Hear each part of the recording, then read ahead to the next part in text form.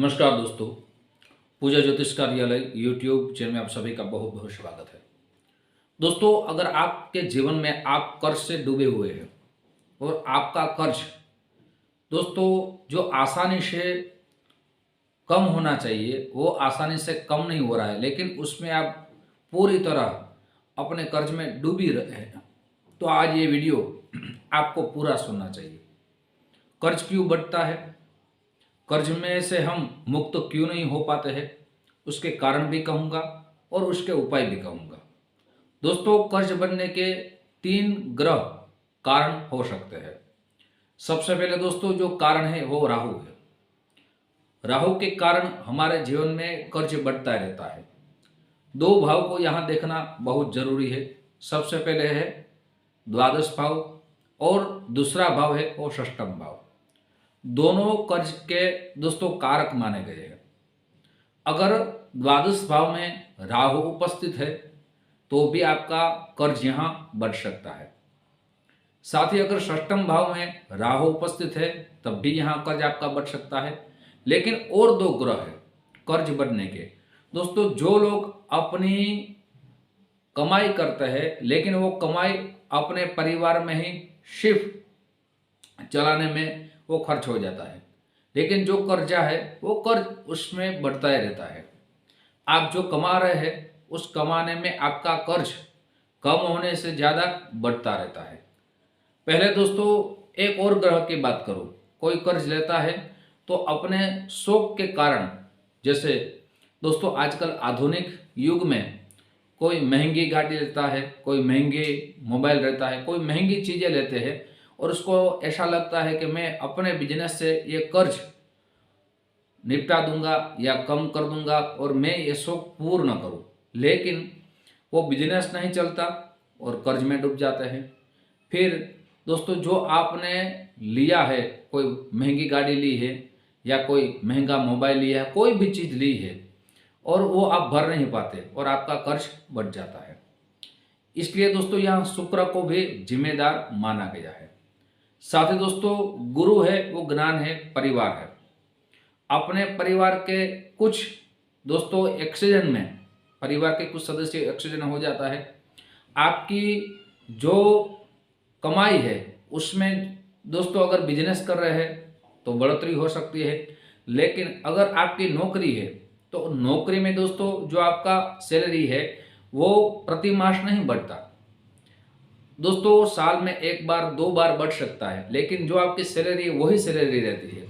लेकिन आपके घर में किसी की बीमारी आ गई या किसी का एक्सीडेंट हो गया तो आपने कर्ज लिया है लेकिन वो बीमारी दूर नहीं हुई और उसमें आप कर्ज में डूब चुके हैं और आप कर्ज आपका बढ़ता ही रहता है, ये भी कारण हो सकता है। साथ ही दोस्तों अगर शुक्र और राहु दोनों साथ में द्वादश भाव में है, युति कर रहे हैं, तब भी ऐसे जातक के जीवन में दोस्तों जो बिजनेस करते हैं, पार्टनरशिप में बिजनेस करते हैं, तो ऐसा देखा गया है कि पार्टनरशिप से धोखा मिलता है और वो बिजनेस में बहुत ही नुकसान रहता है और कर्ज उसका बढ़ता ही रहता है, ऐसा भी देखा गया है। वो कर्ज पूरा जीवन उतारने में पूरा जीवन व्यतीत हो जाता है। साथ ही दोस्तों एक है षष्ठम भाव। अगर षष्ठम भाव में शुक्र और राहु है तो यहाँ ऐसा भी देखा गया है कि किसी के साथ झगड़ा रहता है और कोर्ट कचहरी तक वो दोस्तों दर्ज हो जाता है। कोर्ट कचहरी में उसका पैसा दोस्तों खर्च हो जाता है और वो खर्च होने के बाद किसी के पास कर्ज लेना पड़ता है और वो भी पैसा वो लौटा नहीं पाते। वैसे हमारे जीवन में बहुत से कारण शास्त्र में दिए गए हैं, लेकिन जिम्मेदार ये 3 ग्रह ज़्यादातर देखा गया है, राहु को, शुक्र को और गुरु को। लेकिन दोस्तों हमारे घर में भी कुछ दोष के कारण कर्ज की बढ़ोतरी यहाँ बढ़ती रहती है। जैसे दोस्तों आपके घर में अग्निकोण में आपका किचन स्वच्छ नहीं है तो भी यहाँ कर्ज बढ़ने की पूरी दोस्तों वास्तु के अनुसार आपका कर्ज जरूर बढ़ेगा। या आपका अग्निकोण में दोस्तों जो चीज़ें आप रखी है वो 6 मास तक, 1 साल तक आपको उठाएंगे नहीं, उसका इस्तेमाल नहीं करेंगे, ऐसा सामान आपने अग्निकोण में रख दिया है, तो भी यहाँ कर्ज बैठने की पूरी संभावना बढ़ जाती है। ये दोस्तों बड़ा वास्तु का दोष माना गया है। जैसे आपने कोई कबाट या स्टोर रख दिया है जिसका आप इस्तेमाल करते ही नहीं हैं, जैसे कुछ रजाई है, कुछ ऐसा सामान है जो आप 1 वर्ष में भी उसका उपयोग नहीं करते, वो वास्तु का एक बड़ा दोष लगता है। उसके कारण भी हमारे घर में बीमारी आती है, हम जो बिजनेस करते हैं उस बिजनेस में हमें सफलता नहीं मिलती है, हम कर्जा लेते हैं, वो कर्ज हमारा बढ़ता ही रहता है, ऐसा भी देखा गया है। दोस्तों उपाय भी आपके सामने रखने वाला हूँ कि जो आप उपाय करेंगे, उपाय के माध्यम से मुझे लग रहा है आपके कर्जे में कमी आएगी और आप पहले से ज़्यादा दोस्तों अच्छा कमाएंगे, आपका जीवन पहले से अच्छा हो जाएगा। दोस्तों उपाय आपके सामने रखो, उनसे पूर्व मेरी एक छोटी सी गुजारिश है, जो मेरे नए दोस्त मेरा चैनल देख रहे हैं, दोस्तों अगर इस चैनल को आपने सब्सक्राइब नहीं किया एक बार जरूर सब्सक्राइब कर लीजिए। साथ ही वीडियो आपको पसंद आए तो ज़रूर लाइक का बटन दबाइए। ये वीडियो अपने दोस्तों में ज़्यादा से ज़्यादा शेयर कीजिए। दोस्तों आप शेयर करेंगे, आपके दोस्त ये वीडियो देखेंगे, उपाय करेंगे, अगर वो कर्जे में हैं तो उपाय के माध्यम से कर्ज कमी आएगी और उसका पुण्य आपको प्राप्त हो सकता है।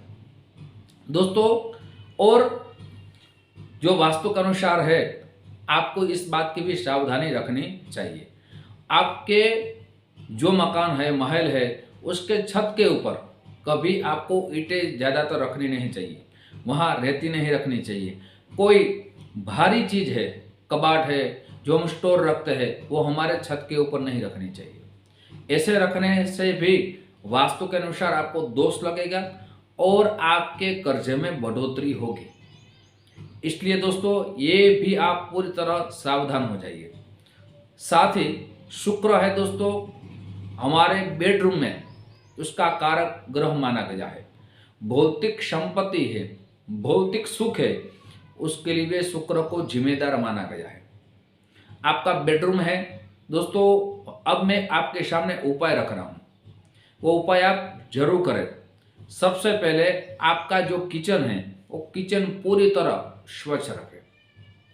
वहाँ किचन में किसी प्रकार की वहाँ गंदगी नहीं होनी चाहिए और जो भारी चीज़ है जिसका आप उपयोग नहीं करते हैं वहाँ से आप निकाल दीजिए। पहले ये जो मैं उपाय दे रहा हूँ वो सरल उपाय दे रहा हूँ, आप कर पाए और आपके जीवन में खुशियाँ आपको प्राप्त हो। साथ ही दोस्तों बहुत से लोगों के हमें कॉल आते हैं, SMS आते हैं कि हमें अपनी जन्म कुंडली के बारे में जानना है, तो आप प्रोसेस समझाइए। तो आपका संपूर्ण नेम, जन्म डेट, जन्म समय, जन्म स्थल इसी व्हाट्सएप नंबर में भेज देंगे। वहाँ आपको पेटीएम, फोन पे नंबर दिया जाएगा। सुनिश्चित दक्षिणा भेज देंगे, आपकी कुंडली आपको भेजी जाएगी, जिसमें शास्त्रोक्त उपाय लिखे होंगे, सरल उपाय लिखे होंगे, आपको कौन सा रत्न धारण करना चाहिए, सब विस्तार उसमें लिखा होगा। साथ ही दोस्तों दूसरा है, आपके बेडरूम में कभी भी जो आप बेड लगाते हैं उसमें हरी रंग के आपको कभी भी वो चादर नहीं लगानी चाहिए, माने बेड नहीं लगाना चाहिए। ये पहले ये सरल उपाय दे रहा हूँ। साथ ही आपका बेडरूम है उसमें आप शुक्रवार के दिन दोस्तों गुलाब का अत्तर का छिड़काव जरूर करें। आपका नकारात्मक प्रभाव है, आपके जो विचार है उसमें परिवर्तन आएगा, सकारात्मक प्रभाव आपके ऊपर रहेगा। साथ ही अगर आपका शुक्र कमजोर है जिसकी वजह से आपके जीवन में कर्ज बढ़ रहा है, तो उसके लिए मैं उपाय दे रहा हूँ। आप शुक्रवार के दिन सबसे पहले श्री लक्ष्मी जी का, माने श्री यंत्र आपके घर में है या श्री यंत्र आपके घर में नहीं है, तो आप लक्ष्मी जी की कोई भी प्रतिमा हो, कोई तस्वीर हो, तो उसके सामने बैठ जाइए, उसके चरणों में गुलाब जल है वो छिड़काव कर दीजिए और शुक्रवार से आरंभ करके प्रतिदिन एक श्री सूक्त का पाठ कीजिए। आप करेंगे, साथ साथ आप शुक्रवार के दिन आपको सफ़ेद वस्तु का दान करेंगे तो भी आपके लिए बहुत ही, शुक्र में आपकी भौतिक संपत्ति के कारण जो कर्ज बढ़ रहा है वो नहीं बढ़ेगा। अब राहु के लिए उपाय दे रहा हूँ। आपको दोस्तों बुधवार के दिन हरी वस्तु का दान करना है।